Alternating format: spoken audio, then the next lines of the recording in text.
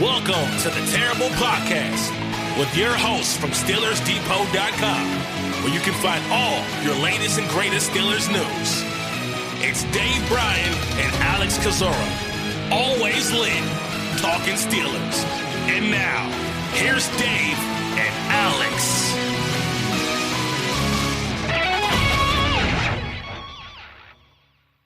Welcome to the Terrible Podcast, Season 13, Episode 59. He's Dave Bryan. I'm Alex Kozora, SteelersDepot.com. Thanks for being back with us here this Friday, Steelers Nation, as we get ready for a pretty important Week 14 game between the Pittsburgh Steelers and Baltimore Ravens. Pittsburgh 5-7, Baltimore 8-4 this game, meaning a fair amount here for each side, but have to just at least mention off the top here, I didn't really watch it. I was just catching the highlights, but how about some Baker mania on that Thursday night? Just unbelievable. I was saying to you before the game, I don't know what would be funnier if Baker played and was terrible or if Baker played and was good, but the answer is that Baker played and was good, because what a crazy game that was.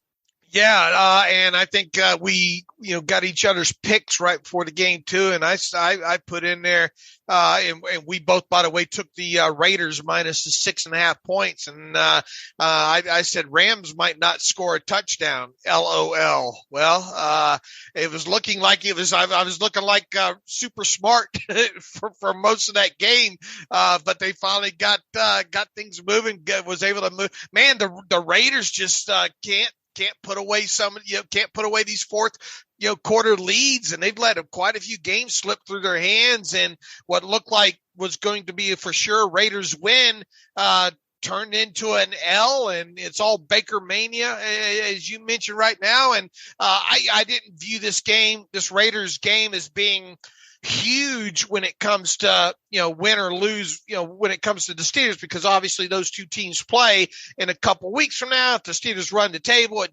doesn't matter what the Raiders do. But a loss Thursday night to the Rams certainly does not hurt the Steelers. That's for sure.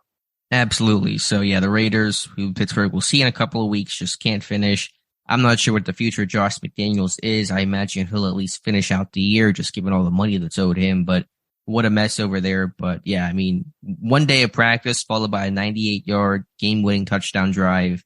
I mean, that is a game Baker Mayfield will not let us forget. Man, the Raiders have some, have outside the offensive line, I think, has been beat up quite a bit. But man, they have some talented guys over there as well too. You would think that they would have, at least I thought they probably have a few more wins than they do right now. But they just can't get everything in sync, and they can't hold on to leads. That's for sure.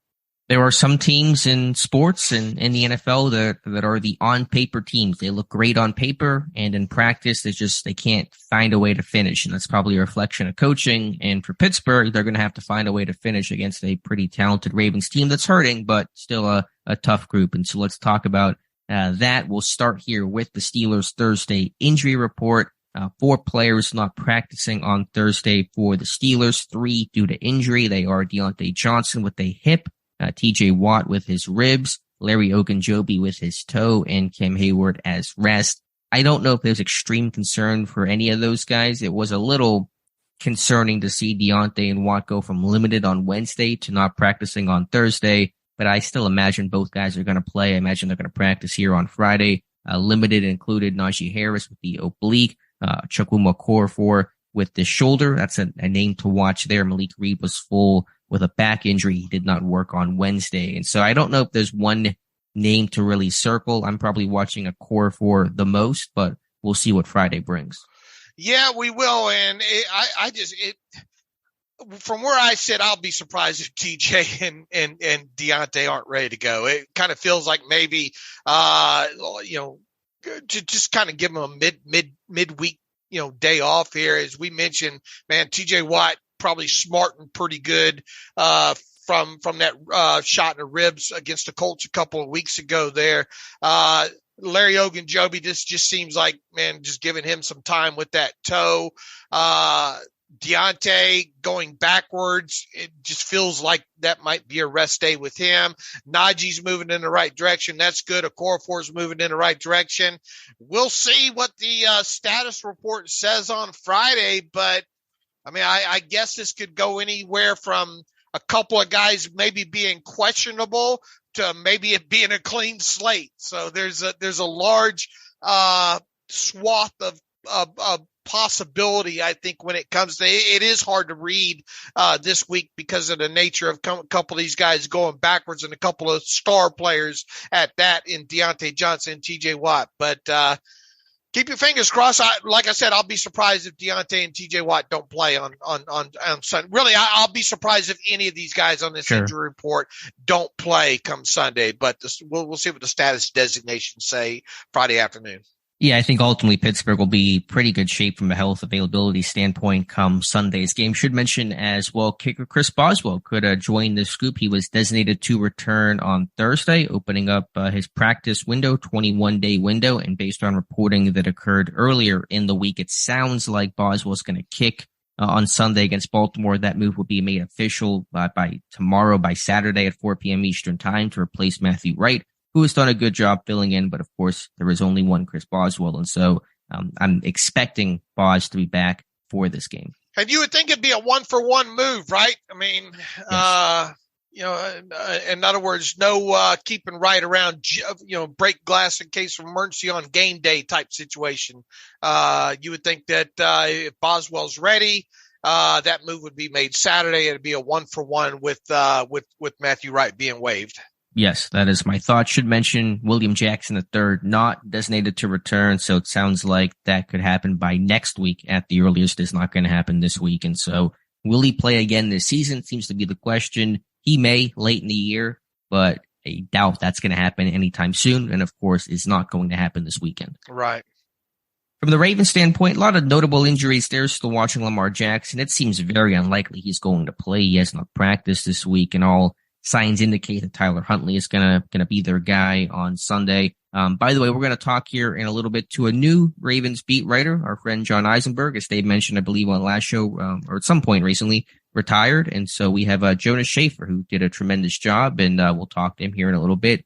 He writes for the Baltimore Sun, and you can and should follow him on Twitter at Jonas_Shaffer, and so we'll talk to him in a little bit and get his take on the Ravens' health status and all things like that. But some names to watch there include Lamar Jackson, of course, offensive tackle Ronnie Stanley, offensive guard Kevin Zeitler, and safety Marcus Williams, who's on IR but has been working his way back to return. So some pretty notable names there for Baltimore.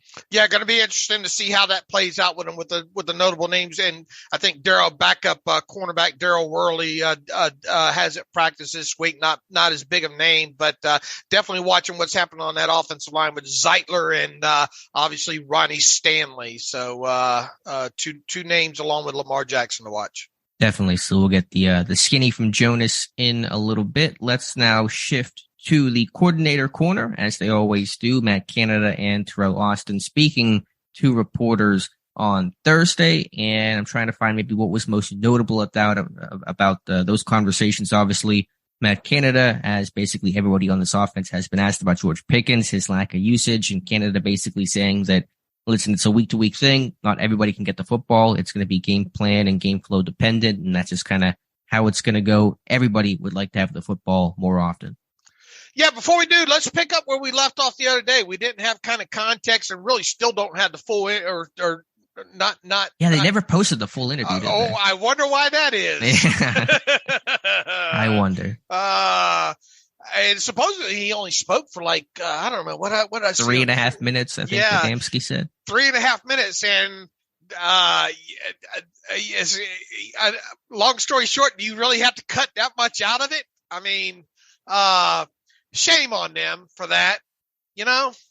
First and foremost, what he said is already out there. Why not provide the full context of it, Alex?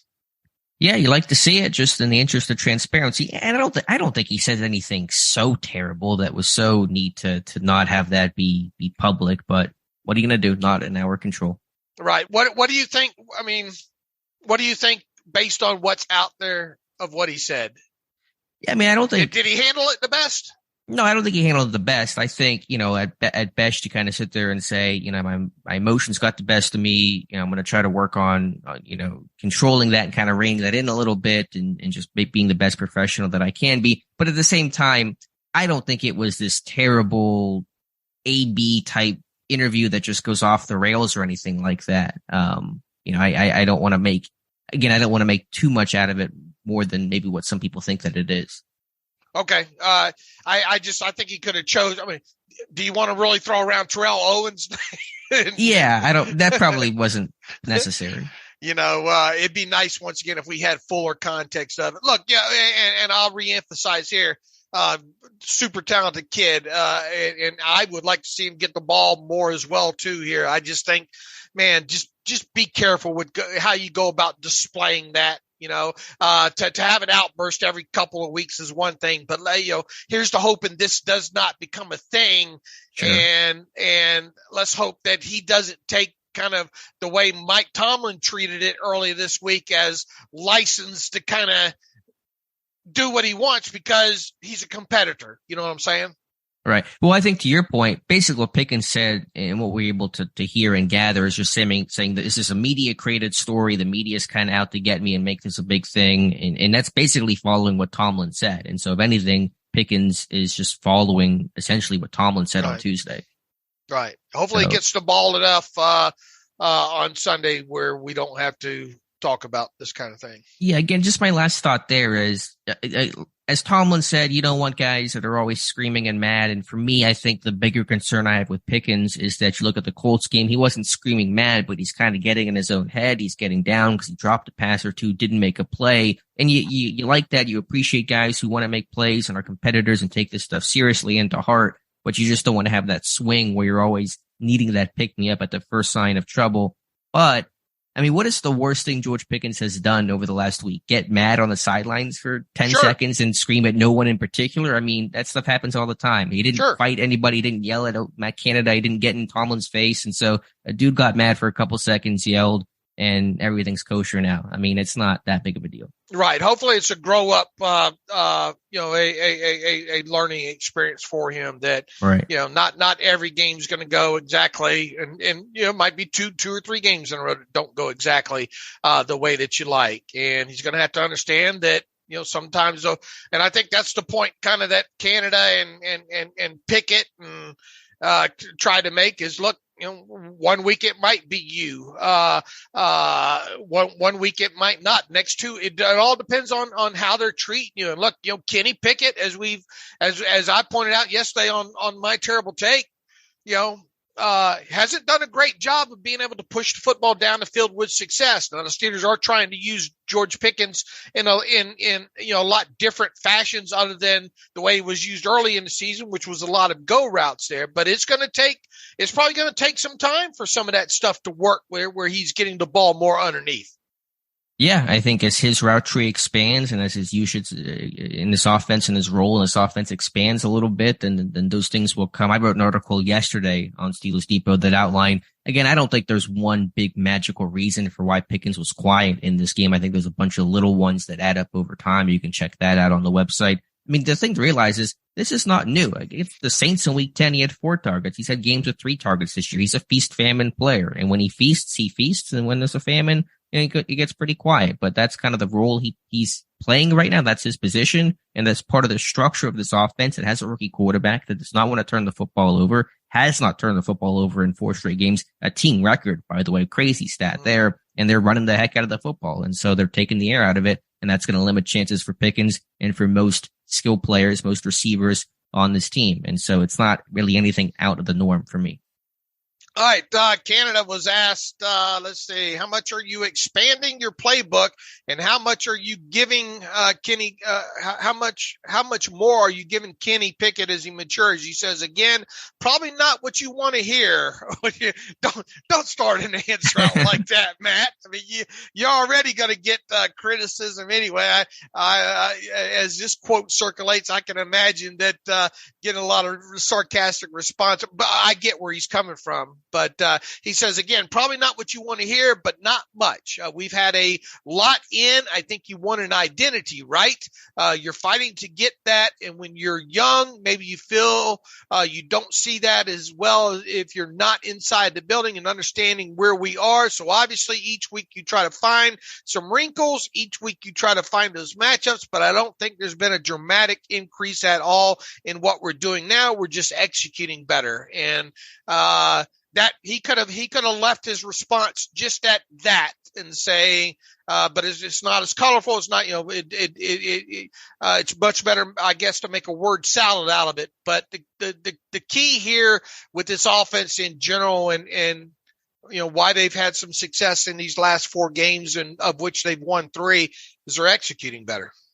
Yeah, that's part of it. And I thought Canada had an interesting comment about accountability, and that was something that players talked about a fair amount during and right after the bye week. And he says, quote, I think there's more accountability amongst the players with each other. And so take that for whatever it's worth. But I think that kind of raised an eyebrow to me in a discussion where usually Canada says a lot of nothing. But he seems to think that kind of stuff that I imagine was talked about openly in some hard discussions during the bye seems to be paying off now.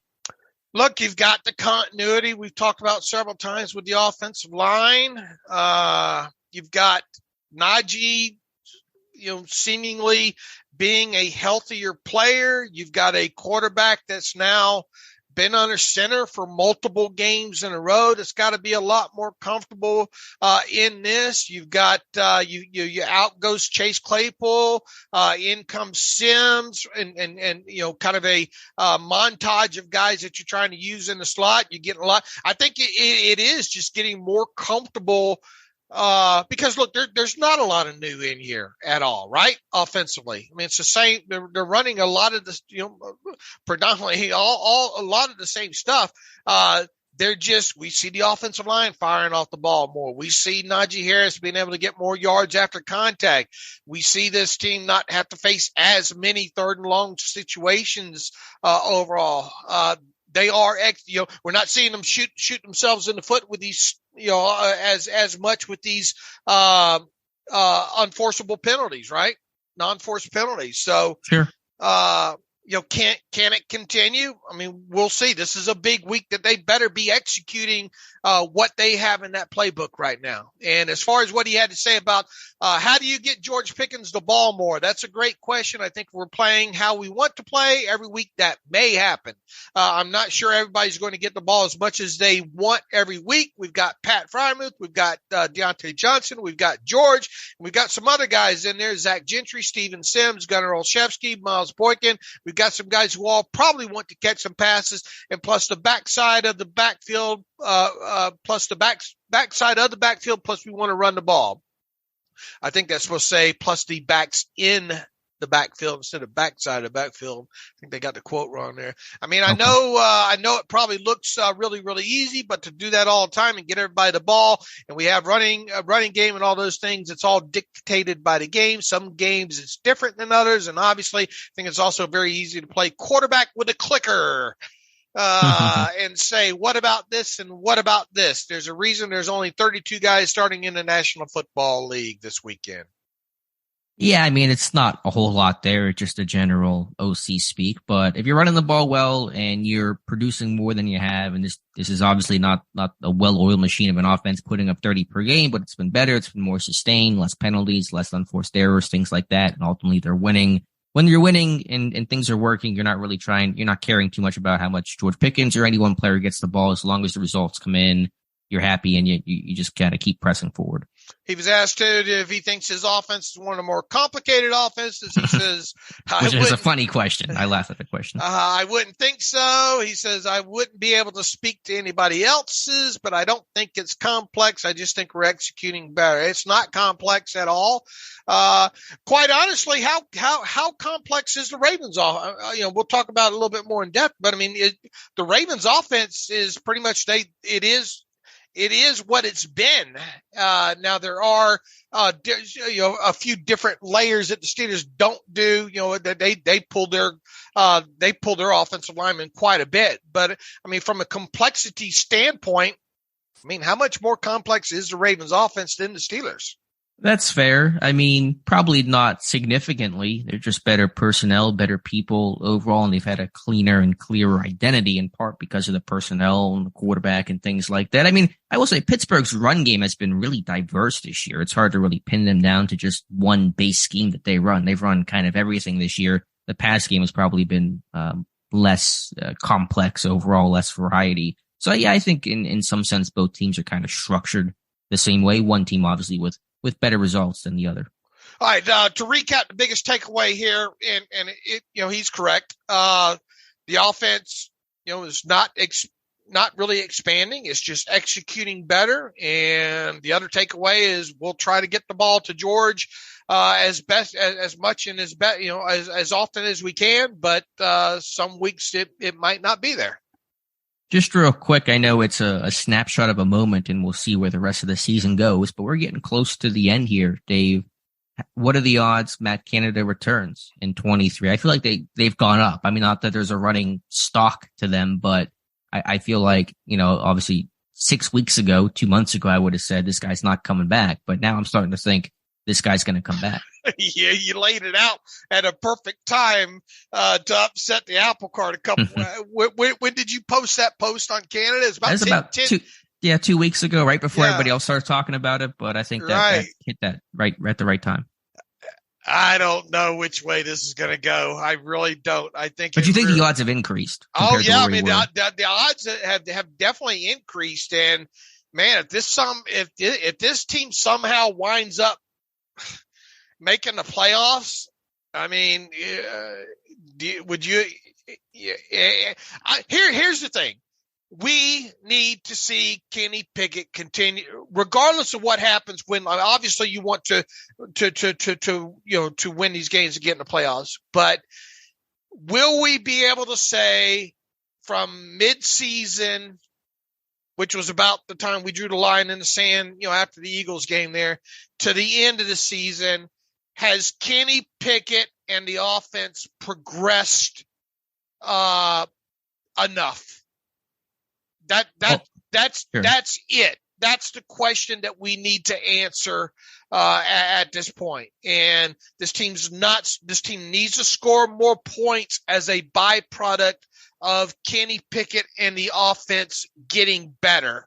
The two things that I laid out, two things we've talked about forever now. It's red zone with Kenny Pickett. It's throwing the football more than 10 yards down the field with success. If those two things, if we see improvement in those two things, and obviously scoring would be a byproduct of that because you think they have another touchdown or two a game, then yes, his job will be safe, regardless if they go 2-3 in these final 5 games. Yeah, I just see the overall progression. I see the way that Tomlin's defended Canada, stronger than probably what was required or expected. The fact that we presume that he's under contract, whatever is worth Kenny Pickett, talking him up yesterday, talking about the good relationship they have, the open-mindedness Canada has. I know people may not like it. I know most people will not like it, but I think it's a distinct possibility he returns. And to his credit, I feel like over the last 5 games, I don't think there's been any big schematic errors. There are things you can nitpick and talk about as you can over any sort of, large sample size of plays. But I mean, I don't feel like I'm not as angry watching this offense as I was the first 5 weeks of the season. All right. But I mean, you haven't, there's not a lot's changed. It's just the execution's better and they're not shooting himself in the foot. He's able to call a little different game too, right? Because he's not in third and. Sure. But he's not as predictable. They're not running all those sprint outs they were running that were just fruitless. He's not as anxious to go back to a play that might look like it would have worked, as he did against the Patriots when they tried to run that wheel to Pickens and just stuff like that. I think he has called a better game, truly. All right. Here's the 2 biggest things, though, that have happened. Kenny's not throwing interceptions, and the running game has gotten better. Sure. Those are critical components, absolutely. So the players get a ton of credit for their progression, but I think there's a coaching component to that as well to coach this whole thing up better. Now, if you go 5-0 in these final 5 games, but yet we're still saying, man, look look at Kenny in the red zone and look at this 35% completion percentage on. I mean, is that on who, where does the blame lay in that, Yeah, I mean, the coaches always get some level of responsibility. Buck stops with them and all of that, but it would just depend on the particulars, of why he's struggling. Is it him making bad decisions? Is it him being put in bad spots? Et cetera, et cetera. So it's hard to answer those things in a vacuum. Well, look, after week, 6, 7, or after the loss to the Eagles, I was pretty sure that this is going to be it for Matt Canada.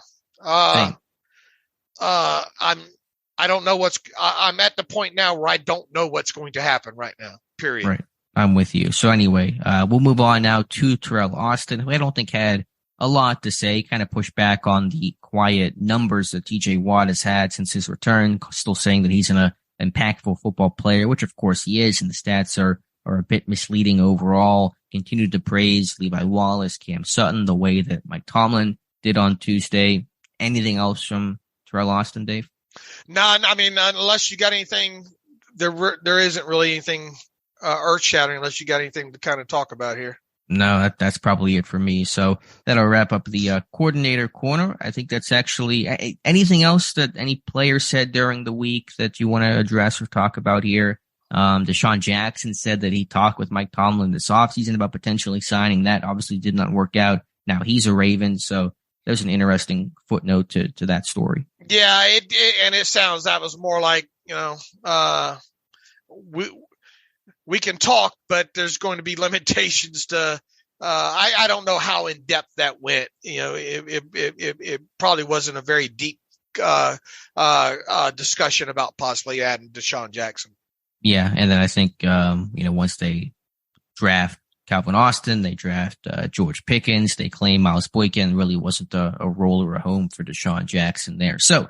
Let's do this. Let's take a pause here. As I mentioned, top of the show, let's talk with Jonas Shaffer, who writes for the Baltimore Sun, to get his input and perspective on the Baltimore Ravens. You can and should follow him on Twitter at Jonas Shaffer. That's Jonas_Shaffer, Shaffer. We'll take a pause and come back with Jonas. Okay, welcome back to the Terrible Podcast. It is Friday, and with the Pittsburgh Steelers set to host the Baltimore Ravens on Sunday at Acrisure Stadium.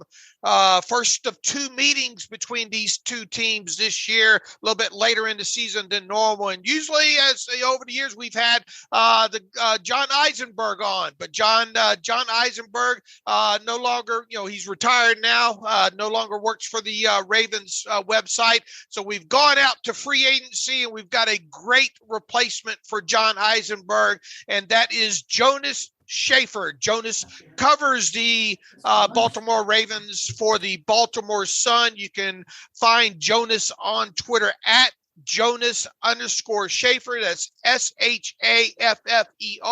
You can, of course, read his work on the Baltimore Sun website, baltimoresun.com/sports. So with that long introduction, Jonas, welcome to the Terrible Podcast with Dave and Alex. Thanks for joining us. Dave, Alex, thanks for having me, guys. Looking forward to it. Yeah, looking forward to it indeed. And looking forward to this game this week. First of two meetings, and the Steelers all of a sudden have a little bit of a heartbeat here when it comes to trying to get back in this thing. It will need to start on Sunday by beating the Ravens, obviously, at Acrisure Stadium. The Ravens come into this game. Sounds very, very, very unlikely that Lamar Jackson is going to play in this game. Probably going to be Tyler Huntley, who is no stranger to this offense and really to the Steelers. The Steelers faced them late last season as well, too. So let's start on the offensive side. Well, let's start on the health of this team, Jonas. It goes without saying that Jackson's probably not playing in this game. I think the other two most notable names on the injury report heading into Friday would be Kevin Zeitler and Ronald Stanley. What do you expect to happen with them? And what about J.K. Dobbins? He has this 21-day window open. Is he going to get activated this weekend? That one I'm not sure about. We don't get a great look at the running backs in practice. All the reviews from Ravens side of things have been pretty good about JK, but again, this is a guy who they can't afford to rush back. They've already had one setback with him having started the season, not looking too great, then going in for the scope. And, according to the doctors, according to what Harbaugh has told us, that the doctors told him, it was a massive success. But again, this is a guy who, if they make it to the playoffs, they would rather have it 90% than 70%. If they think that rushing him back a week early, whatever that means that he's going to be at 70% for the rest of the season. I don't think they're going to make that risk. So I'm inclined to say that it'll probably be another week before he is back in the mix, which means it's Gus Edwards, Kenyon Drake, a little bit of Justice Hill there. Kevin Zeitler, I was surprised to see him not at least limited on Thursday. Practice is about to start in about an hour and a half, so we'll have a better idea. But he seems like a guy from just what I saw him doing around the locker room on Wednesday, walking around without a huge amount of pain, that he would be the kind of guy who, straps on the path on Friday and then is good to go on Sunday. I mean, he's an extremely tough guy, Wisconsin graduate, a dude who rarely misses a game. So I would be surprised, considering we didn't see anything horrific happen in that game on Sunday, if he's not able to play in this one. And the same thing with Ronnie Stanley. He was full go on Wednesday. He was limited on Thursday, probably just as a means of, kind of limiting his snap count, so to speak. So I think we'll see him out there again today. And I do think we'll see him back out there on the field on Sunday after missing a couple of weeks. Okay, and with Tyler Huntley coming in at quarterback, you look at the All-22, and we study that, and even go back to last year.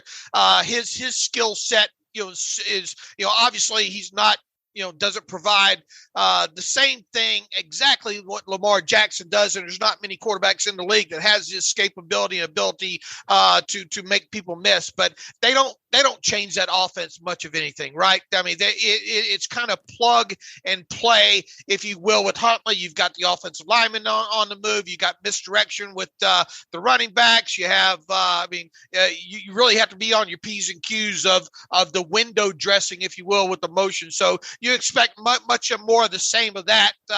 Not too much, a change in the offense with Huntley under center, right?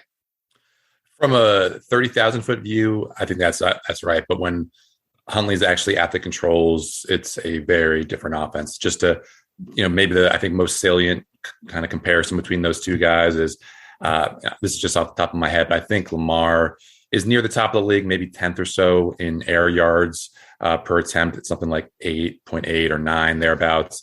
Huntley, when he got in there on Sunday against Denver, which was having a nice little pass rush, with the Ravens O-line being a little bit banged up, I think he was at 5.3 air yards per attempt, which was third lowest in week 13. And, he was, I think, 20th last year in average air yards compared to Lamar, who I believe finished second. So it's Ben Roethlisberger-esque, if I can use a comparison for you guys, because he, last year didn't have great O-line, which I think might have affected just how he wanted to go out there and try to dice up secondaries.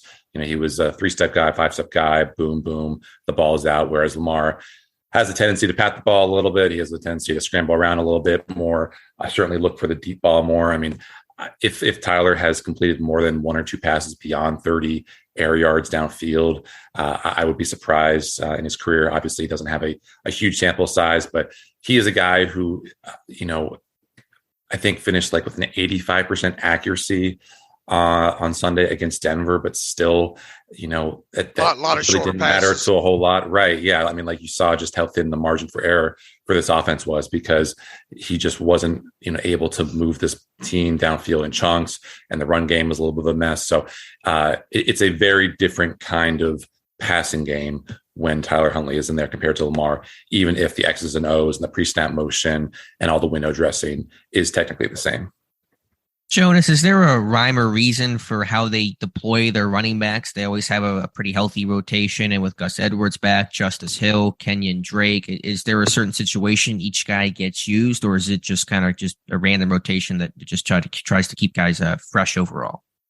If the run game is working, I think it's pretty much a hot hand situation. But when you break it down situationally, it usually works out to be Gus Edwards is going to be the early down back, the bowling ball who's going to get you a couple more yards than you might hope for, even though ever since he came back from that hamstring injury, he really hasn't been doing a whole lot of work in terms of mowing people over. Some of that is on the offensive line, just not really moving people like they used to. But I think on third down, you will see a lot of Kenyon Drake. He's probably the best pass protector of the bunch. He was really critical on that final drive that the Ravens had against Denver, where they went ahead. He's a pretty trusted pass catcher. And then Justice Hill is kind of the change of pace back. He's got good speed, but just doesn't always look too comfortable within the confines of the offense, and hasn't really done a whole lot since he had a kind of promising start. So again, unless JK is out there, I think it's going to be a pretty close split between Drake carries and Gus Edwards carries. Whenever Lamar is out there, obviously this Ravens offense can be pretty potent. But one number that surprised me was they're 23rd in red zone offense at 51%. Any particular reason why they're struggling inside the 20? They seem to have success between the 20s, get inside there, and they seem to stall a bit more often. Yeah, that's been the question that's just been dominating Baltimore sports talk the past couple of weeks, because that was probably what cost them against Jacksonville. I think there are a lot of factors. I think the Ravens have not been as insistent on running the ball close to the line, close to the end zone as they probably should have. They, even if they will rumble all the way to the 10 or the 5, they tend to take to the air, maybe because that's just how defenses are playing them. Lamar hasn't been especially accurate in the red zone. He's had guys drop balls in the end zone. They've been a little bit more smash mouth in terms of their personnel packages, a lot more, 22, 23, as opposed to maybe doing something like what Philly does with Jalen Hurts and their own dual threat quarterback and spreading things out, making it easier to run up the middle or to find an open receiver. So, this is an offense that with Lamar and Rick Roman has traditionally been one of the better red zone offenses, just because of that math advantage that he gives you as a runner and his ability to extend plays. And not to discount the fact that the Ravens have a bunch of really good tight ends led by Mark Andrews, but Isaiah Likely's done a good job this year as a rookie. Josh Oliver has had a pretty strong season and is, has a good size at 6'4", about 240, 250. So it has been very, very surprising to see them struggle. But, even when they do struggle down there, you at least have the ultimate security blanket in Justin Tucker. Yeah, he's got anytime you get the midfield, that guy's good to go there. When you look at Tyler Linderbaum here, we studied him quite a bit, thinking that maybe the Steelers might have some interest in him in a draft. Obviously, a little bit shorter arms overall. That was the thing that kind of scared me the most about him there. But he seems to have held up pretty good. Where were you on Tyler Linderbaum? Ahead of the draft, and where are you now on him, Jonas? I thought he made sense as a prospect for the Ravens because of their issues at center. They were losing Bradley Bozeman. Patrick McCarry wasn't really a guy who you could trust to play 17 games a season. And then Eric DeCosta went up at the Ravens pre-draft meeting and basically described a center who was antithetical to what Tyler Linderbaum was, which is to say big, strong, long-armed. Tyler Linderbaum is strong. He's got that wrestling background, but he was not the guy who fit the prototype that Eric DeCosta was describing, nor did he fit the prototype for what the Ravens have traditionally looked for in their linemen in general, that they want these big brawlers. And Tyler Linderbaum was, 6'1", 6'2", 290 pounds coming out of Iowa. As you mentioned, the small arms. And I think that has been a liability at points in pass protection this year when he's gone against the real blue blood defensive tackles this year. He has struggled at times, but then again, so has everyone, and he's only a rookie. But they are still, I think, finding ways to weaponize his run blocking, and it's fun to see him get out there on pin and pulls or just kind of try to wash people out on zone runs. It's going to be interesting to see what he is in year 2 compared to year 1. I think in terms of pre-snap management, there's still a little bit of a learning curve for him to conquer. Obviously it's a whole different game when anyone on any defense can blitz compared to the little bit more limited athletes that you see in the Big Ten. So, I wouldn't be surprised if he makes the Pro Bowl. I think that game where he put poor Devin White on a poster a couple times. Has done a lot for his PR. But I think he's probably closer to like a top 10 center at this point than a top 4 center. Yeah, look, he moves great in space and is really strong. I think just in the phone booth is probably the biggest kind of concern with him. Flipping over to the defensive side of football, man, you look at Justin Houston. You want to talk about veteran guys getting it done.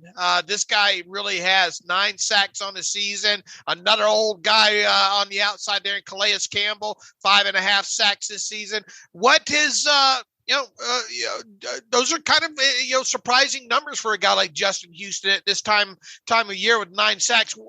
Why is he been able to have kind of the success he's had at his age as a pass rusher?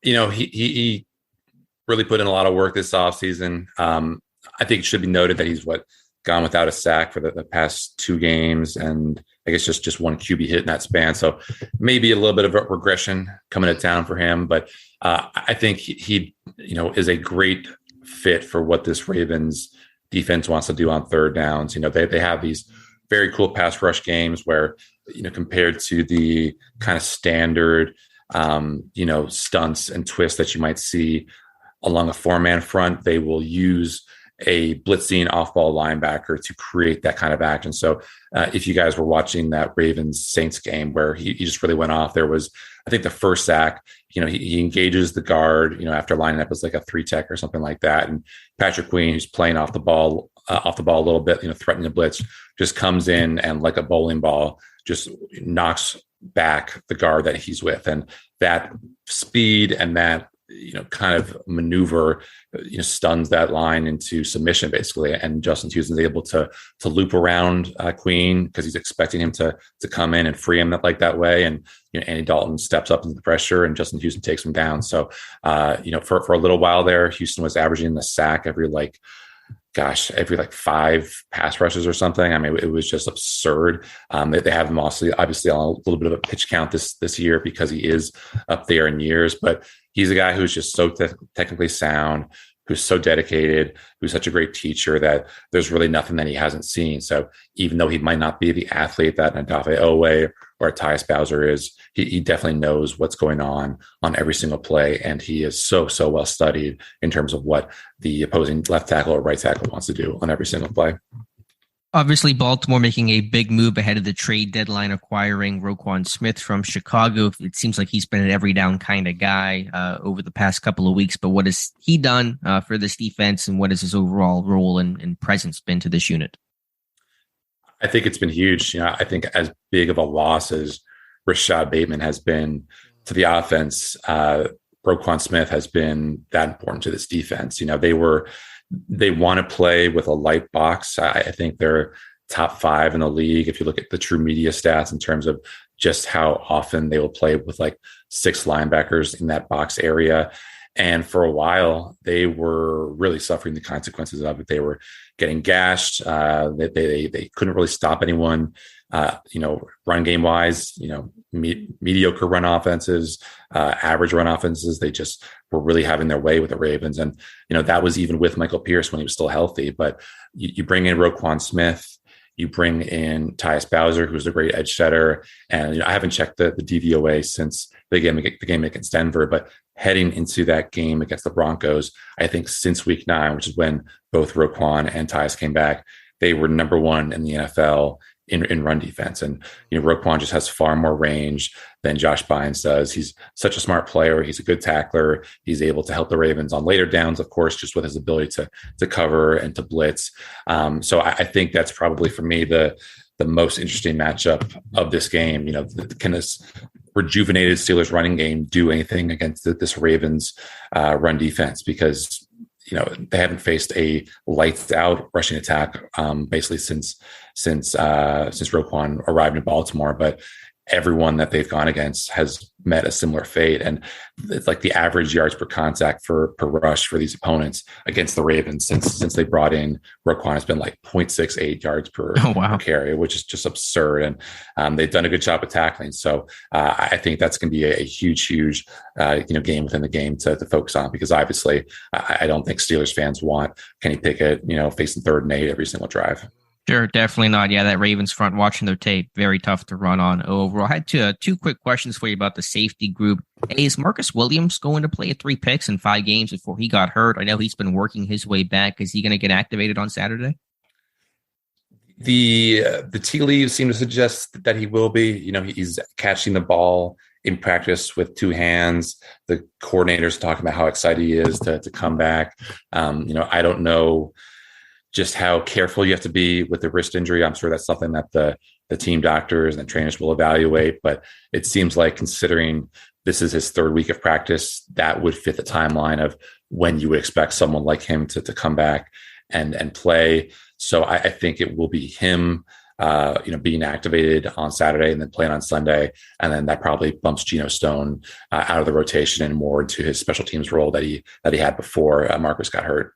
Okay, gotcha. And then I was going to ask about, of course, Kyle Williams, another first-round pick, one of my favorite guys in the draft. What has his role been, and how will this rotation look? You have, as you mentioned, Geno Stone, potentially Marcus Williams. There's Chuck Clark as well, Kyle Williams. A, how is Williams done? And B, how could all those pieces potentially fit if Marcus Williams is back and ready to go? Yeah, let me correct Alex, just because all the Williams on the Ravens is Kyle Hamilton, right?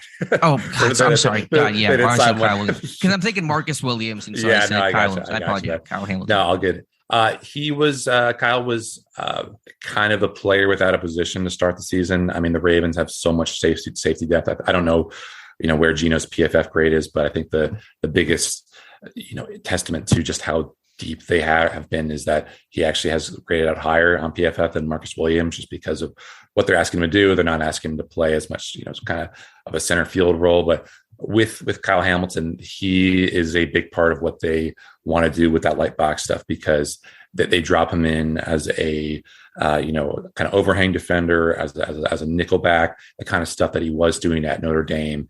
And they just ask him to wreak all kinds of havoc. I mean, he didn't have a sack in his entire football career until he got to the NFL and the Ravens started blitzing him. And like in one of his first games as a semi-regular blitzer, I think against Miami, he beat the blocker with a pretty nice move, got to Tua and took him down. He's been involved in a couple other pressures. And then in coverage, which is obviously where there was some concern, some trepidation over how he would fit, they've been able to find a spot for him. This Ravens defense is not playing as much man-to-man defense as it did under Wink Martindale.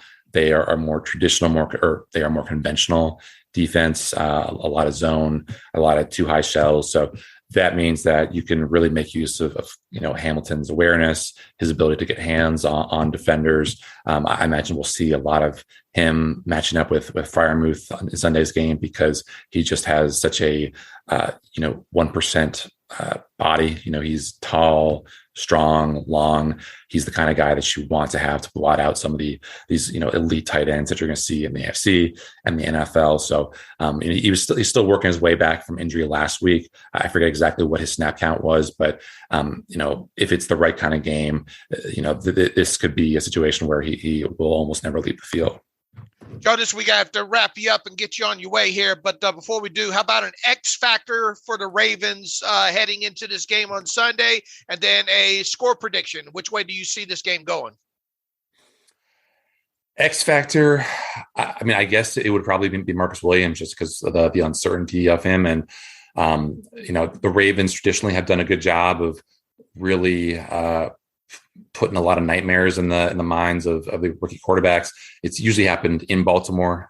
So it might be a little bit of a different situation, on the road where you have that comfort level. But I mean, you mentioned, I think Marcus Williams is still top 10 in the NFL right now in interceptions, despite not having played since week 5. So, they're not asking him to play like the center field safety he was in New Orleans, which, has its advantages. It has its disadvantages, but still he's been able to be around the ball a lot, make huge plays for this defense. And that's, I think, even more important now, considering how limited this offense might be in a game like Sunday's. Score prediction, gosh, guys, I don't know if you've been watching the season of White Lotus, but I was just kind of thinking to myself, this game, just like the season of White Lotus, could literally go anywhere. Nothing would freaking surprise me. I think the prediction that I put up that should be up online soon is like 17, Ravens 17, Steelers 16. In a case like this, I think it just, what unit on the field do you trust the most?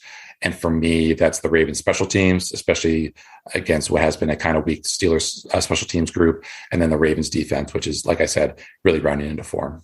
Fair enough on that. All right, Jonas, look, we appreciate first time on the show here. We hope to have you on a couple weeks from now when these two teams get together. Hopefully that game will mean something from the Steelers side of things there. But in the meantime, make sure you follow Jonas on Twitter at Jonas, JONAS _Shaffer, SHAFFER. Read his work at BaltimoreSun.com. Jonas, Alex, and I appreciate having you on the Terrible Podcast. Thank you, Jonas. Thanks, guys. Appreciate having me. And welcome back to the Terrible Podcast. And again, our special thanks to Jonas Shaffer, first-time guest. And I'm hoping and thinking we'll hear from him whenever these two teams meet in just a couple of weeks in week number 17. Again, follow Jonas on Twitter at Jonas _Shaffer. And he did a great job. Big shoes to fill, but I think he did an admirable job there, Dave. Absolutely, he did. Likes to go in depth with some of the numbers and talk a little bit of schematics. You can tell he watches the tape, and that's always good as well, too. Look, having a new guy in here and having to replace, John Eisenberg, please shout, if you're on Twitter, shout these guys out, please, especially first time in this instance with Jonas. Let him know he's heard and his time, is well spent and those kind of things. So it's at Jonas, JONAS _Shaffer, SHAFFER. It would mean the world to Alex and myself if you'd shout these guys out and appreciate and thank them for their time for being on the podcast. He's our Kenny Pickett. Eisenberg was our Ben. That was our guy for a decade, our Hall of Fame guest. Good analogy. So be sure to show him some love the way that Steeler fans show Kenny Pickett some love. So, all right, Dave, let's you and I preview this game Sunday, 1:00. Big game overall. Baltimore 8-4, Pittsburgh 5-7. This one means a lot for both teams. Pittsburgh trying to keep those faint playoff hopes alive, and Baltimore in a heavy competition in the AFC North with the Cincinnati Bengals, who are red hot right now. Let's start with this Ravens offense. Obviously, some injuries to talk about, most notably a quarterback. Again, expecting very strongly that Tyler Huntley will be the quarterback in this game, replacing the injured Lamar Jackson. Some question marks up front along that offensive line in terms of guard Kevin Zeitler, offensive tackle Ronnie Stanley, running back J.K. Dobbins. Will he play, and those kinds of things? So it's a little hard to gauge who may be playing in this one. But I think regardless of who's playing, the overall structure and scheme of this team will generally be the same. I think you properly titled the scouting report on the offense this week. Ravens offense showing a little schematic change with backup quarterback. And that is, you click on, and obviously, because he hasn't really played this season, you either have to watch the Denver game from this past week or go back to late last season there. But just schematically, offensively, before I even cracked open the tape, this week on the Ravens, I knew what I was going to get. And because you want to talk about identity and offenses having an identity, they've had this identity for a while here. And yes, Jackson is not going to likely be in here, but they have a same style kind of quarterback in Tyler Huntley. He seems very, very confident and comfortable with running what they run. And he's obviously not the same athlete, but let me tell you, he can still use his legs. He's not afraid to use his legs. He probably bails out of the pocket quicker than a guy like Lamar Jackson does. And he's not as accurate down the field as Lamar is. But the other stuff that they run in between there, especially with the running game, you want to talk about horizontal with vertical elements. This is it. It's kind of the which way are they going and who has the ball, because they will run against the grain. They'll pull the guards one way and they'll run, the ball carrier, whether it be a running back on a counter or a jet sweep type player coming off the edge there. they were run against the grain. There's a lot of window dressing in here, and there's a lot of offensive linemen at times on the move, and it can really stress the defense out of knowing, which way the football is going here. Yeah, they are a Dave Bryan special. They love their pulling guards. They'll pull them. They pull everybody. They pull centers, tackles, bump tackles. Yeah, I mean, they fullback. They got Ricard that they use in a variety of different ways. Pretty unique guy in terms of his usage. So just window dressing, keys, reading your keys, stuff like that. They throw everything at you. Then you factor in the quarterback mobility and what that offers. Just a ton of layers to this run game.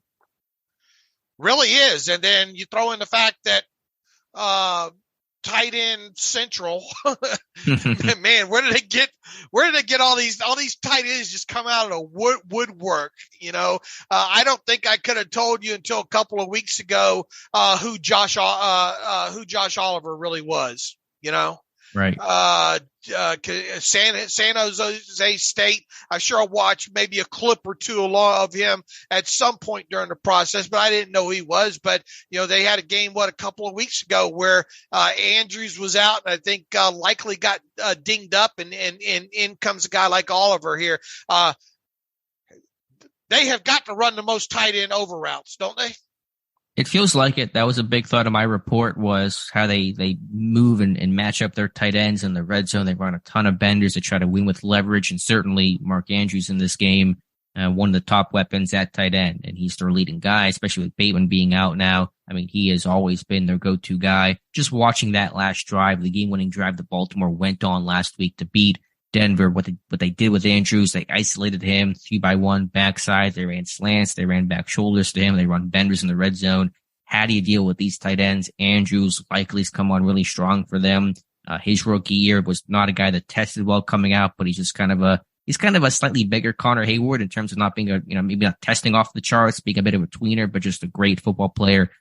Really impressive receiver. So how do you deal with those tight ends? It's going to be one of the biggest concerns in this game. I mean, we're going to see some free safety from the Steelers this week, right? Oh, yeah. I expect to be the big nickel package. I expect Casey to play a ton in this game.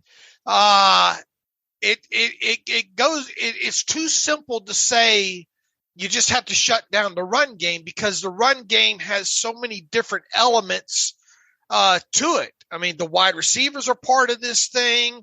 Obviously, the running backs and Huntley as well, too. So this is one of those eyes games, right, where you better not let your eyes get fooled when it comes to the Steelers defense. Yeah, to Pittsburgh's credit, they've done not that he's playing in this game, at least we don't expect Lamar to play in this game. They've done a good job historically to take away Lamar, both in the passing game and with his legs, but they've still had so many games where they've allowed 200 yards on the ground because the backs are getting theirs. They got a bunch of good backs that are getting healthier and fresh, and Kenyon Drake. Again, where do they find these running backs? They just put in a veteran every single year and they let him go. And it's Kenyon Drake this year. They still got Gus Edwards and Justice Hill. We'll see if Dobbins plays. So, of course, as you said, you want to contain the run game, but there's so many layers to that. It's a whole lot easier said than done. But you got to tackle well. That's obvious. You got to get off of blocks. You got to win the point of attack. You got to know where the ball's going. And it's really an 11-man job, because they're gonna put everybody in conflict. They're gonna stress this whole defense. They're gonna run receiver jet plays. And so everybody has to bring their best to stop this run game. Yeah. And you got to get them in those long passing situations there. I think is the key. I mean, it is with most quarterbacks on a weekly basis anyway, but, that you got to get out of the guessing game. You can't let them stay ahead of the chains, because look, though, I think you can count on a couple things in this game. Obviously them running the football in different various ways here. And the second thing is, Andrews and Deshaun Jackson, I think in particular, are going to get a lot of targets in this game, just on that kind of that underneath zone settling type stuff. And then when they do need to stretch the field, I think it's going to be Jackson vertically, probably down, some of these cover 3 beaters that we've seen in the past against the Steelers. I mean, there's been a couple that in past Steeler games were decided the game of them not completing a couple of those, down the seam against, kind of these zone defenses here. But I think you'll see them try to get the ball deep at times to Deshaun Jackson. And then, we talked about the over routes to the tight ends, especially to Andrews. That's the way that he can explosive play you. And then the other elements is those soft type zone throws. And there seems to be a lot of them to Jackson and Andrews when Huntley came in the game.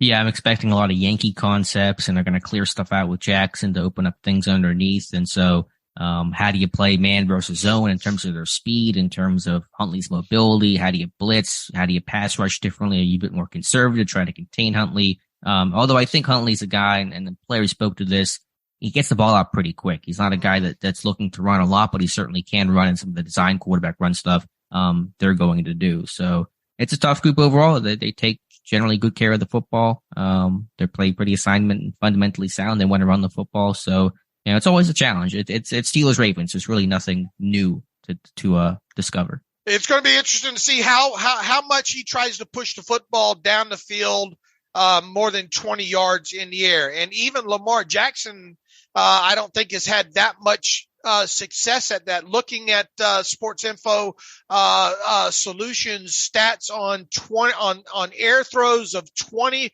or more air yards, Alex, Lamar Jackson had attempted 40 of them. How many would you guess that Lamar Jackson has completed of those 40? This is air yards, 20 plus yards. This is 20 or more air yards past the line of scrimmage attempts. He has 40 attempts. I'm just going to random guess, really no idea. 16? Lower than that. 12? 11 Okay. completions, which is just a hair more than 25%, right?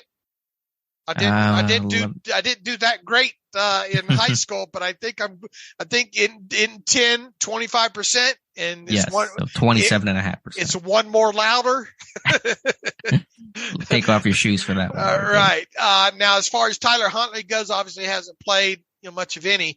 2 attempts of 20 air yards or longer, 0 completions. So he's going to air a couple of them out, against the Steelers. So it'll be interesting to see if he's able to. Now, when you get into kind of the the intermediate range, let's say 15 to let's look at 15 to 19 real quick on the air yards and how many of those.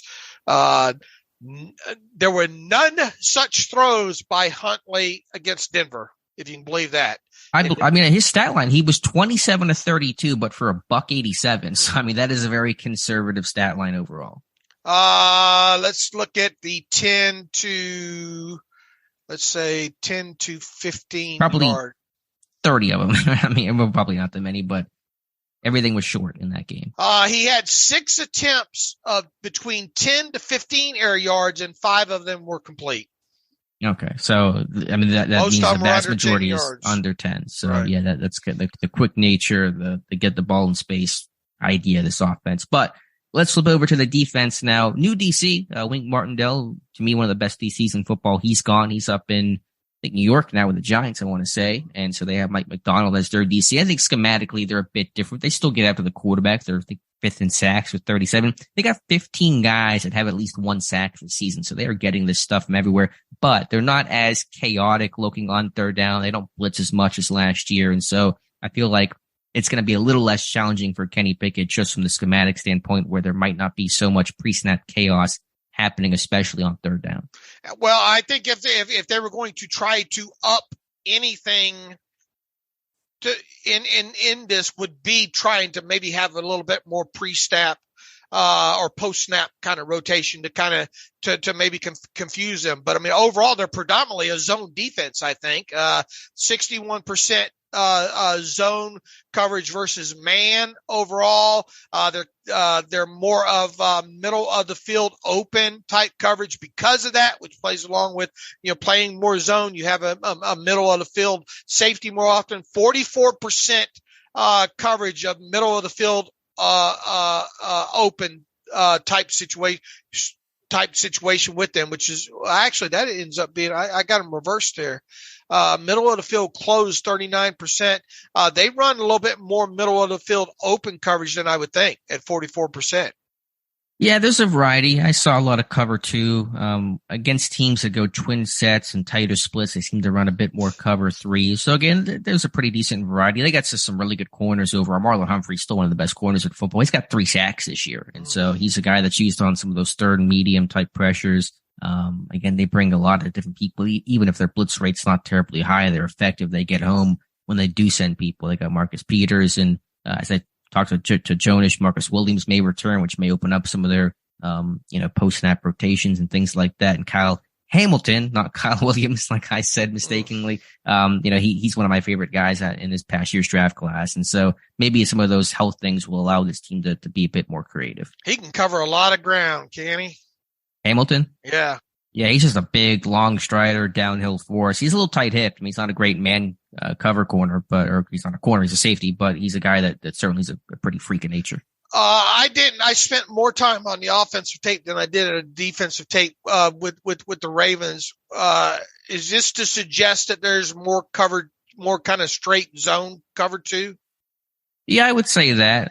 It was hard to identify a real clear pattern necessarily, but I think there's certainly more zone based than they have been. But again, they mix things up well. They don't do just one thing. And a guy like Humphrey's going to move around. He'll play in the slot and cover your top guy if you want to bump him inside. So, it's just a solid defense overall. I mean, it feels like the AARP club. I mean, you got Justin Houston, Calais Campbell, some old guys that are getting after the quarterback. Man, they get him though. They do. Him down. I mean, Houston's got 9. I think Jonas said a bit quieter lately, but still a threat. Calais Campbell, dude's 36, still playing great football. Hopefully, that's what Cam Hayward's probably striving to do in a couple of years, still be the next Calais Campbell type of guy. In terms of their run, my biggest concern, similar to the Colts, but the Ravens are better and they're healthier, is their run defense is so stout. And you had Roquan Smith and they 2-gap so well. Just watching some of these games, how often the back had to change his path instead of going the way the offense wanted him to. He's bouncing, he's having a jump cut, try to find a different lane. This team is so fundamentally sound. They 2-gap so well. The linebackers are fast flow type of guys. They play the perimeter runs well.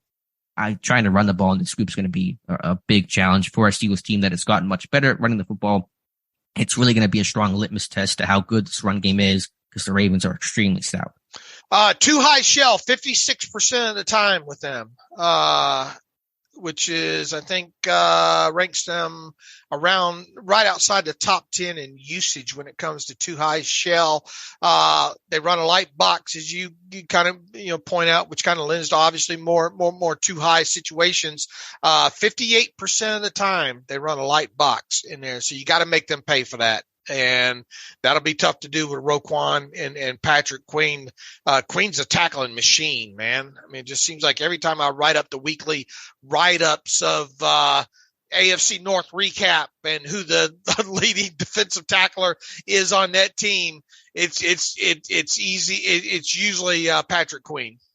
Yeah, he's gotten better. I know he had a tough start to his career, but I think he has improved. But now Roquan Smith, since he was acquired, and I think he kind of took a week to get integrated in the system, but the last 3 games, he's been an every down player. And so now he's their top guy and, of course, a fantastic guy off ball. And so there's threats at every single level, whether you're talking D-line, linebacker, corner, safety, just a really strong defense through and through. They can stand up guys and put their hand in the dirt and do a lot of different things with them. So, they're not a heavy blitzing team overall. And I would think that, change. Kenny's been pretty decent against the blitz this year on top of it there. So I think they just try to keep a lid on things, don't give up the big play and, shut down the run and get Kenny in those, 3rd and 8 situations there. Yeah, that's the goal, I think. But again, it comes back to the run game because Pittsburgh's been able to lean on it so much. It's a huge reason for their success. It's certainly one reason why they've not turned the football over in 4 straight games. Again, that is a Pittsburgh Steelers record. If they hit 5 this week, which will be tough to do because the Ravens have 20 takeaways this year, but if they hit 5, they're going to be in rare NFL history territory. So that's going to be key, but it starts with running the ball effectively, and that's going to be the biggest challenge, the biggest X factor in this game. I mean, what kind of rare air are we talking about here with the with the no turnovers in 5 games? I'd have to pull it. I had it. I don't know if I mentioned it in my actual article, but there's only been a handful of teams since the merger that have gone 5 straight games without a turnover. I can try to pull it up here quickly. I'll read off the red zone while you look for that. Ravens defense in the red zone. 55 point. Actually, them and the Steelers are right there together when it comes to defensive red zone numbers. The Ravens are at 55.26%, 15th in the league, and the Steelers at 55.56%, which is tied with the Patriots at 16th in the league, and also the New York Jets have the same red zone percentage there. So both of these teams are kind of right in the middle of the league when it comes to red zone defense, and it looks like the Steelers are a little bit better in goal to go, or a little bit. Let's see, 63.16 versus 65.22% in goal-to-goal situations. So those teams are right there, same once you get down low. Since actually we'll go 1950, only 5 teams have ever gone 5 straight games without a turnover. Last time was the 2019 Cardinals, the NFL record, 7 straight games by the Patriots in 2010. So if Pittsburgh goes this weekend without a single turnover, they'll be one of 6 teams in essentially NFL history to ever do so. Kenny Pickett has gone 128 pass attempts now without an interception. What's the franchise record for that? For a rookie or just any quarterback? Just with the Steelers. What's the Steelers record for that period? I do not know. I would have to do some research on that. What do you have related to that, maybe? I don't have any other information in terms of any stat off the top, but I mean, I'm sure it'll be monitored and tracked, and hopefully it's still a conversation to be had after this game. I mean, he's going to have at least 24, 25 attempts in this game, you would think? Ideally? Yeah, just call it. He says if you say 150 attempts total if the streak extends through this game. So, I mean, I don't know. Yeah, I'd have to look. I could do some quick back of the napkin type math, but probably not. I don't want to put you on the spot. I mean, I'm sure you'll have that by the time the game kicks off here. But I mean, it is quite impressive, and the way that the Steelers are going to win this game is by not turning the football over. Yeah, but again, easier said than done against this Ravens team. They're 20th. They have 20 takeaways. They're, I think, +6 in turnover differential. That's one of the better numbers in football. So be a big challenge, but it is going to be the goal. That is for sure. So what do you fear the most about this Ravens defense? Just the ability to stop the run? Yeah, biggest concern, absolutely, because it's become so critical to Pittsburgh's success. And so in their run defense, they 2-gap, they're old school. They played it really well. I know that in 2010, Ben went 4 straight games without a pick. He threw 131 passes over that span. I don't know how much it extends into other games and things like that, but there's one streak I'll be circling. So Pickett may be close. I don't know, but I'll try to get that for you before kickoff. All right, Dave, that wraps up. And then real quick note, of course, on special teams, they got Justin Tucker. They do have a new punter in Jordan Stout. Sam Cook's gone. But yeah, as Mike Tomlin said, as you said, the Ravens hit the 50. They're in field goal range, and that's an element to this. It certainly cannot be overlooked. Right. And, that's the thing, though, is you got to keep them to the field goals. Sure. Let Justin Tucker do his thing, get his 4 field goals, 5 field goals, or whatever. Just keep him out of the end zone, man, and you'll have a shot to win this game. All right, Dave, let's make our picks for Week 14. But before we do that, let's hear from our friends over at MyBookie. Absolutely. Let's see here. Your favorite athletes always strive to put themselves in a winning position, and it's about time you did too with MyBookie. MyBookie has the biggest online selection of odds and contests to fill all your sports betting needs anytime, anywhere. Bet on the NFL, NCAA, or play for a share of big cash prizes in the weekly blackjack tournaments that they have. Sign up at MyBookie. Use promo code TERRIBLE on a deposit of $500 or more, and you can claim a bonus of up to $200. Again, that's promo code TERRIBLE to claim a brand new deposit bonus designed for bettors looking to get their cash in and cash out quick. Experience sports in a whole new light and make this season a winning one. Bet anything, anytime, anywhere with MyBookie. And some additional promo details here. The new deposit bonus is a 10% cash bonus on deposits up to $2,000. The minimum deposit amount is $50, and the maximum bonus amount is $200, and this bonus only has a one-time playthrough amount. It doesn't lock you in, which is a major pain point for online gamblers. Focus on the cash in, cash out aspect of the bonus and not the percentage there. So a good time to get into MyBookie if you haven't yet. Once again, use promo code Terrible on a deposit of $500 or more, and you can claim a bonus up to $200, and you can bet on anything, anytime, anywhere with mybookie.ag.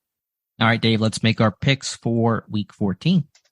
All right, and as we mentioned, we are both 0-1 heading into the rest of the week here. Vikings at the Lions. Let's rattle through these here. Lions laying 2.5 at home against the Vikings, if you can believe it.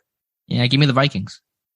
I'll take the Vikings plus the 2.5 points as well, too. I think they can win that outright. How about the Eagles on the road against the G-Men? Eagles favored by 7 on the road against the Giants. Yeah, it's a pretty big line, but I'm going to roll with Philadelphia. All right. I'll take the Eagles on the road, lay to 7 along with you here. Browns on the road against the Bengals. We'll be Browns fans this week. Bengals laying 5.5 at home against Watson. I peered in on a couple of highlights on Watson looked pretty rough in his first action back. Bengals laying 5.5 at home against the Browns. I wouldn't mind the Bengals beating the Browns. I think there's probably some value in terms of trying to kick out some of those potential wildcard teams. Watson will look better, but Bengals win. I'm going to have to hold your hand on this one as well, too. Give me the Bengals lay to 5.5 points here. New York Jets on the road against the Buffalo Bills. The Bills laying 10. The Steelers could use some help here with the Jets getting an L. Bills laying 10. You know, I know Mike White not as good last week. That Jets defense is super talented, though. I think Bills win, Jets cover. I'll take the Bills to cover that big number. I'm not scared of that at all. I think they get it done in this one. Let's go to the Texans on the road against the Cowboys. 17.5 points in this one. Ooh. I know Davis Mills back at quarterback for Houston. That's a huge line, though. I'm going to say the Texans find a way to cover that one just because 17 is just too large. Man, Dallas at home. They just really seem to be clipping right now. I'll lay the points. I know it's a big number. I'll lay the 17.5 on this one. Jaguars on the road against the Titans. This one should be an interesting one. Tennessee favored by 3.5. Moving on from the general manager this week. Leading the division mid-season like that, there's got to be a story to There's that. There's got to be. Or is this just we can't watching AJ Brown do? Right. Is that what got him upset last week? Is watching AJ Brown do what he did last week against him? I don't know, man. Something wild's there. Titans laying 3.5 at home against the Jaguars. Yeah, give me the Titans. Yeah, give me the Titans. I'll lay the 3.5. Right. That's a tough one there. Kansas City on the road against Denver. Another big line, this time for a road team. Chiefs laying 9.5 on the road against Denver. Honestly thought it'd be a larger line than that. I'm going to go Chiefs, that Broncos offense. I think the worst since the 2013 Cardinals, something like that. So give me KC. Yeah, give me the Chiefs. I'll lay that 9.5 with you. Carolina Panthers on the road against the Seahawks. Seahawks laying 3.5. The Steelers' next opponent, I believe, is the Panthers here. Seahawks at home laying 3.5. I can't believe that's only 3.5. 12th man. Give me Seattle for sure. Yeah, give me Seattle in this one as well, too. Boy, we're not differing too terribly much on these games here. Buccaneers on the road against the 49ers with a new quarterback. Poor Jimmy G can't catch a break, or he catches. he got a break. Yeah, he catches too many breaks, doesn't he? 49ers at home against Buccaneers pulled one out of there. You know what? The other night, 49ers laying 3.5 at home against the Buccaneers. I really don't know which way to go because that 49ers defense is so strong and the Buccaneers offense still looks so bad. Purdy versus Purdy. I know. How do you pick Brock Purdy against Tom Brady? You know what? I'm going to say the 49ers. I don't know why. I'm just going to go 49ers in this one. I'll go Buccaneers to win this outright. I'm not buying here. I'll take the 3.5 points here. Yeah, you give me Brady and 3.5 points against a rookie quarterback. I'm taking it here. Dolphins on the road against the Chargers. This should be an interesting game. Dolphins on the road laying 3. I don't know what to make of the Chargers. Yeah, I never do either. I think Miami finds a way to bounce back in a big way. I think they're going to win big. This has push written all over it, by the way. This has the Dolphins actually winning by 3, but I'll take the Dolphins and I'll lay the 3 points in this one. Patriots on the road against the Cardinals. Patriots 1.5 point favorites in this over the Cardinals, who are pretty much, I think, out of it at this point. Yeah. This is in New England, in Foxborough. Oh, it's on the road against Arizona here. I don't know which way I want to go. This one is a real pick 'em to me. I'll say Arizona for the home field advantage. The Steelers could use a Patriots loss here, right? Sure. I think the Patriots will find a way to get this done by more than 1.5. So I will take the Patriots, lay the 1.5 in this one. That should circle us all the way back to Ravens at Steelers. And this one is bounced around quite a bit, obviously, because of the Lamar Jackson news right now. As we sit here on mybookie.ag, it is the Steelers laying 2 at home versus the Ravens. I get a little cynical this time of year, and I just worry about that Steelers' ability to run the football. They've done a tremendous job. This week will certainly be a very big litmus test for how, consistent can they be against a really top-tier unit. Certainly not facing Lamar is a big advantage for Pittsburgh, a big help in this one. It's always close games. You kind of throw everything, the old cliche, throw the records, throw the stats out the window. End of the day, though, people should like me because I've kind of been the kiss of death in this stuff, but I got Baltimore winning this one 17-13. I'm curious. I have no idea which way you're going to go, so I'm really curious to get your pick here. I worry about a lot of the same things that you do. I worry about this. They have run good as of late. Can they continue to run good against this Ravens front? And I have my doubts, and I'm afraid what might happen if look, I mean, Kenny has struggled in the red zone too. And a lot of these things I think are going to come to a head. 3rd and longs, maybe shooting themselves in the foot, one too many times in here. I'm going to play bad guy in this one as well too. I'm not buying. To me, this is an easy money game, to be quite honest with you. I would definitely take the Ravens plus the 2 points in this one. And I have them winning this one 22-17, Alex. 22-17? 22-17. That would be 39 points in total, which would put it over 36.5 in this game. I think this is easy money. Ravens plus 2 and taking over. And I hope to hell that I'm eating Raven on Monday. But I wonder how this team is going to score enough points in this game, because I think Tucker's good for 12 to 15 of them in this game. I think that the Ravens are going to be good enough to move the football into Steelers territory to at least get points that way.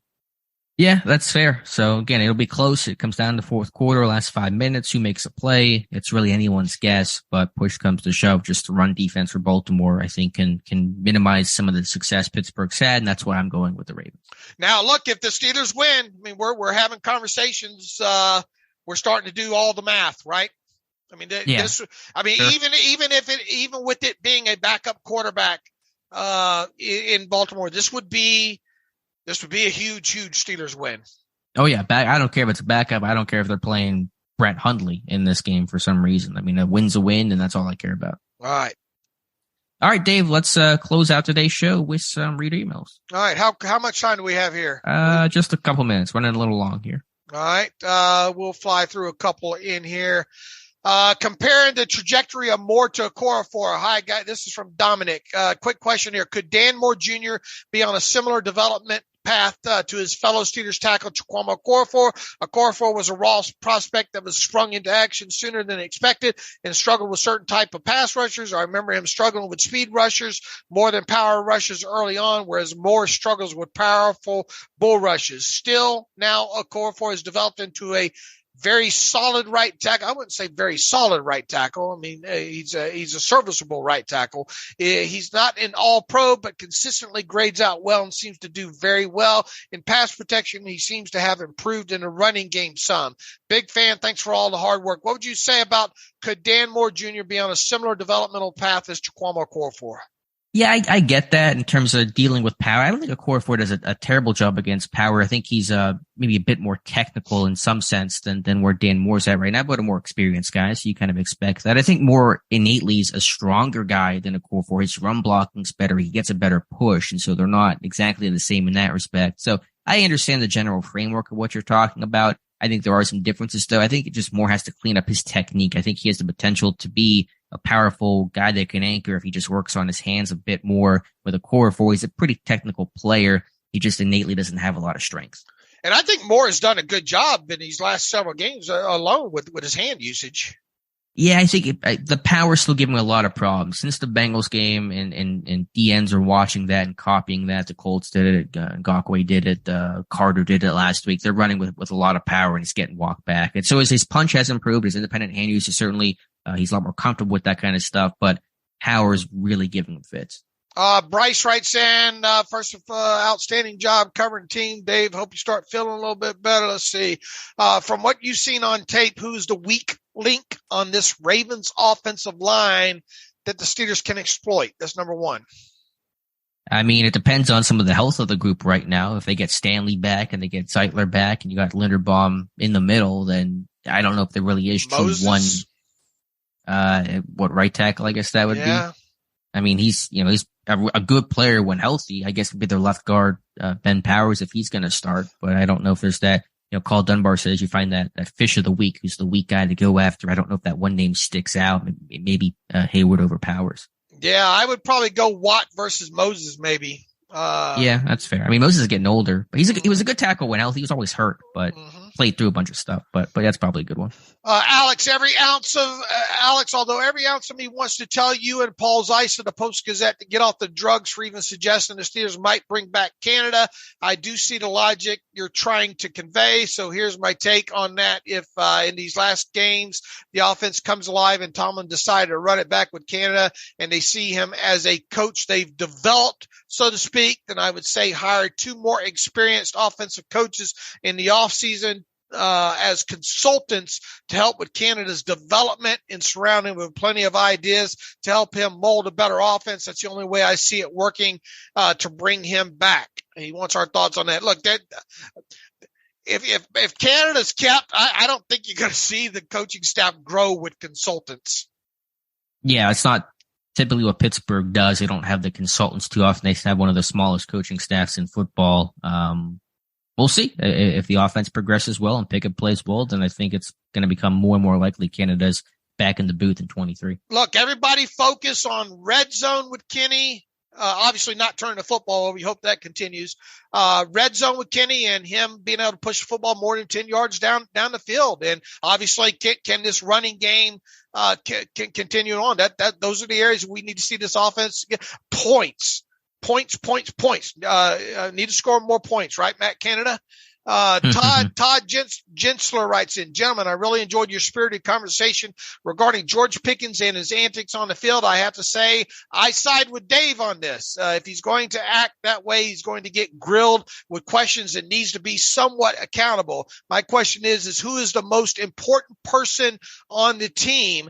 That would be the quarterback. Kenny does not need any distraction or anything deterring from his job right now as the leader, with everybody publicly clamoring for the football and then throwing tantrums when they aren't isn't a good optic. Kenny said he likes a clean huddle, so hopefully the chatter is minimal there. I think rookie aside, I think it is time for Kenny to say, shut the F up, Yeah, I mean, I don't know what's being said, behind closed doors and things like that. If indeed that needs saying. Right. Again, a guy getting mad on the sideline. I mean, it happens all the time. So I think Pickett's led this group well. I read about that, I think, last week, that I think he's developed into a really good leader. I don't know what kind of quarterback he's ultimately going to be, but I think he's already cemented himself as a leader, as a guy people look towards, and the moment's not too big for him. So I trust he'll be able to handle and sort that stuff out well. He says, what are your opinions regarding Tomlin supporting George like he did? I think we sort of addressed that the other day. When is it acceptable versus enabling? George is already starting to have a little bit of a questionable history from getting ejected from a game after a fight, throwing water in the face of a player in college, pouting when it's not going his way. I hope the team leaders can reel this in a bit, or we will once again have distractions a la AB that won't help Pickett on the team. Look, I thought we talked about this the other day with Tomlin's response. I thought Tomlin handled both sides of it really. Not going to don't want to say I want to say rather say woe than sick 'em. But on the flip side, saying we have to, there's conversations about this. Sure, he didn't sit there and say it's fine. Pickens can do whatever he wants. We're not going to address it. He did add that part. And listen, while I think some of the stuff's been overblown, I'm not as concerned about it. There's a cold, calculated reality to Pickens is a really good player, and the really good players get more leeway than the players who aren't so good. AB got a lot of leeway because he was Antonio Brown, and so Pickens will get that kind of latitude that Gunnar Olszewski would not get to have, that kind of stuff. One last one.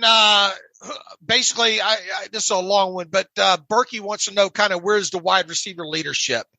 Who do you see being the wide receiver? Where's the wide receiver leadership coming from? Well, I think Deontay has shown a lot of that. Think about the Colts game, the photo that got captured of Deontay having a moment with George Pickens, who was kind of dejected after some of those drops. I think Deontay, he was venting frustration early in the year. I think he's kind of played off of that, cooled down a little bit, and really focused on being a leader. It's a pretty young group overall in terms of age and the newness of it all, and the trade of Claypool and things like that. But I think for all the difficulty Deontay's had this year, I think he's done a good job to be a leader and try to lead this group that is looking for somebody to kind of be a guy. But to that point, could this team look for a real true veteran type next year? They have not had that guy in a while. I think that makes sense. Alex, please address the victory formation. Well, I mean, do you want to address the actual what happened or the whole commentary? The whole commentary. Recap everything. Look, recap what the offensive lineman was asked yesterday. Yeah, James Daniels. I've been picking up on this because I'm the one guy that watches the crazy enough to watch the kneel downs, and James Daniels has been playing musical chairs in terms of where he lines up. He was left tackle earlier this year for a kneel down. He was right tackle against the Falcons, and it's just a fun, silly story of I just want to know what's going on there. And he was asked about it and really didn't have an answer, just kind of smiled and say, pay attention and stay tuned and that kind of stuff there. So I'm just having fun with it. I'm glad somebody asked. It was funny. The reporter that asked that said some people are wondering, and it's really more like one person wondering. But I'm just happy that at least somebody asked James Daniels about it. Yeah, some people are wondering. Yeah, Joe Rutter did not want to give. Look, these guys don't. These guys, we know what's going on. They don't want to give Alex on the site any credit whatsoever. In fact, the whole Cameron, Craig Ironhead Hayward, there's been discussion. People said, I don't remember who pointed it out, but really? Yeah, I don't remember who pointed out the Craig Hayward play.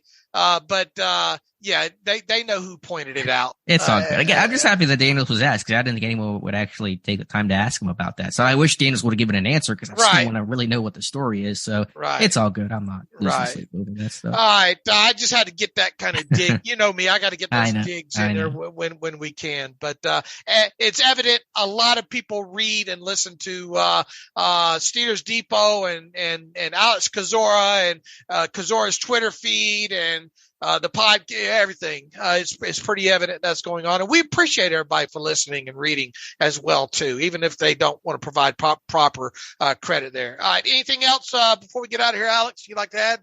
Nope. I think that's it. We'll come back Monday, hopefully cover Steelers win. And if the Steelers win, I'll be watching those kneel downs. I got my eyes on you, James Daniels. I want to know where I think left guard's got to be next for him. He hasn't been a left guard yet. So I'm going to assume that. Maybe they're trying to all log snaps in different positions. What do you think? Real quick, what do you think it is? I think it's just an inside joke. I don't know what they're doing. I think it's some joke. Maybe they are trying to log all at different positions, at least one snap. But it's just I guess. Yeah, it makes sense. Yeah, I don't know. Is there some sort of record in play? Is there some sort of thing that's never been done here, in play?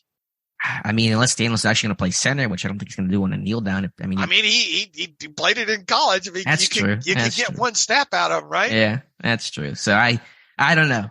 We got our eyes on you, James Daniels. All right. In the meantime, you can follow me on Twitter at Steelers Depot. You can follow Alex on Twitter at Alex_Kozora. Follow the show at Terrible Podcast. Email the show, theterriblepodcast@gmail.com. If you like what we do and want to donate to the cause, SteelersDepot.com. If you want an ad-free version of the site, SteelersDepot.com. Hit the ad-free button up right, navigational bar. Fun show. Make sure you shout out Jonas Shaffer on the Twitter machine. Thank him for joining us to talk Ravens Steelers today. And Alex and I'll be back on Monday as always. Thanks for listening to the Terrible Podcast with Dave and Alex.